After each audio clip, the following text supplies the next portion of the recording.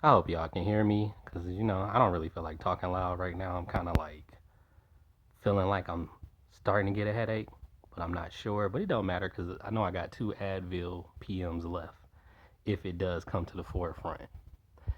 There was a lot of people at my father's funeral that I did not want to be at my father's funeral.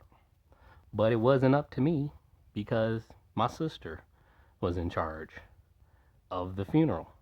And why am I not surprised?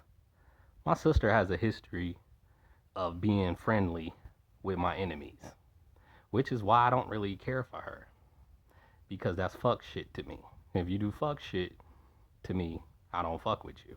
And that's the justification for why I don't fuck with you. People place too much stock in someone being blood, or should I say, being a relative.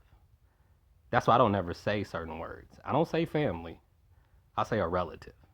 And you don't get to choose, right? You don't get to choose who your siblings are. You don't get to choose who your parents are. You're just born into that family.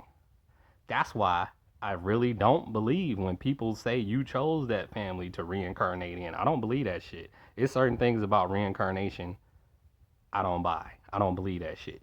Even though I believe in reincarnation, I don't believe I would choose to be in a low vibrational family full of narcissistic, gaslighting type people that try to act like they don't know what their personality is when it's like, how the fuck do you not know? You should know you better than everybody else. So why does everybody else know these things about you that you don't know about yourself? Probably because you in denial about what your personality is. And at the end of the day, when somebody living with you, that's when you find out all the negative traits. If you didn't already know, which you might have had an idea, but it's good to get double confirmation. So those people that I didn't want to see at my father's funeral, I don't fuck with them people, And some of them spoke to me at the funeral where it's like, I don't fuck with you.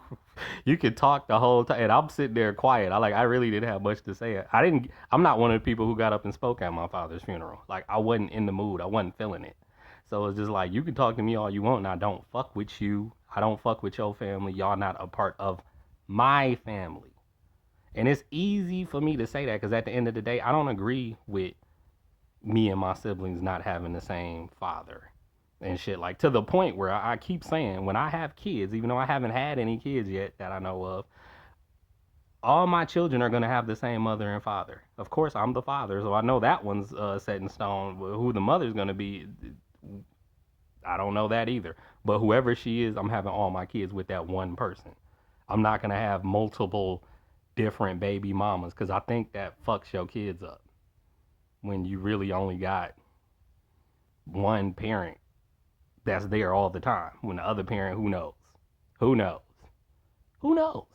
Where it's just like, and it affects how you turn out. Upbringing means a lot. Like, it ain't even just me having both of my parents, or now I only have one.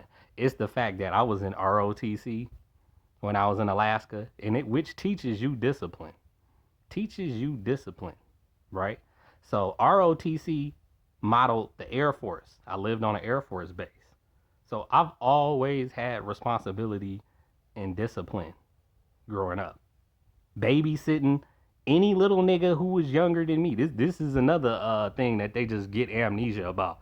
That's how my mama operate. She like, oh, that's your nephew. He younger than you. Wherever you go, he go on some my buddy shit. And I'm like, that's fucked up. Cause it's not my son. It's not my daughter. And you have to take on this responsibility because your mother told you to. And then years later, she'll lie and say she didn't say that. Or she didn't. How the fuck I'm gonna forget? If I go to my homie's house and he like, who is that? And I'm like, oh, that's my nephew. Why he with you? My mama told me I had to bring him with me. Who the fuck go forget that? When you been a babysitter all y'all. That's why at this point I won't do it no more. Even though the niggas grown, it don't matter. They got kids. If they say watch my kid, I'm like, hell no. Nah. Call your grandmama for that. I ain't watching shit.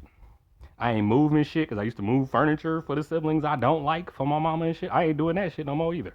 You're like, oh, I need some help moving. I call two men in the truck. What they call that shit? Call somebody to help you do it. Stop coming to me like I'm supposed to help everybody else when don't nobody help me with shit.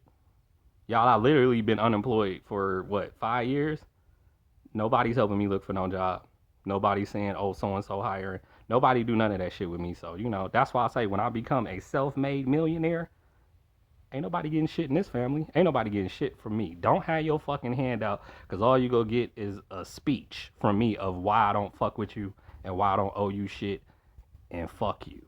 Because my mama, every day she doing shit for my siblings and nothing for me.